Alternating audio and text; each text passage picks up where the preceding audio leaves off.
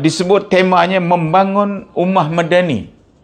Artinya kita hendak supaya pembinaan, pengisian dan arah tuju Malaysia ni di masa hadapan mestilah dibuat oleh rakyat Malaysia itu sendiri. Tak boleh hanya pemimpin, tetapi ia mesti bergerak seperti pergerakan dinding, bukan seperti gerakan kereta api, kepala di depan, belakang, berhenti semua. Tidak, dia mesti pergerakan dinding, bergerak serentak untuk menjayakan. Sebab masa kita cukup sedikit di Malaysia, ni 1447 ni kita akan mulakan malam tersebut, insya-Allah Khamis malam Jumaat pula tu kita akan mulakan dengan doa akhir tahun.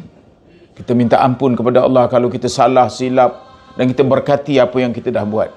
Tetapi selepas je maghrib kita masuk tahun 1447, kita berdoa pula sekali lagi kepada Allah Subhanahu taala supaya kita dilapangkan pemikiran kita ini untuk tidak terganggu, tergugat, terkesan oleh dipanggil syaitan, iblis dan wajunubi dan tentera-tenteranya.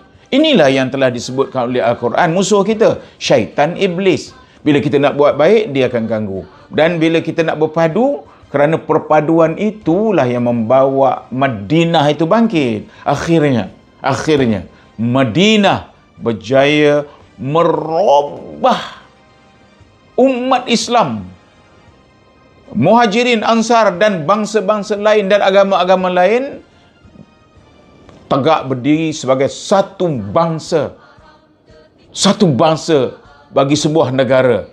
Apabila ia gagah kokoh, maka Parsi dan Rom, iaitu suatu tamadun yang sangat hebat pada waktu itu, tunduk kepada kekuatan Islam yang dipimpin dengan metod madani.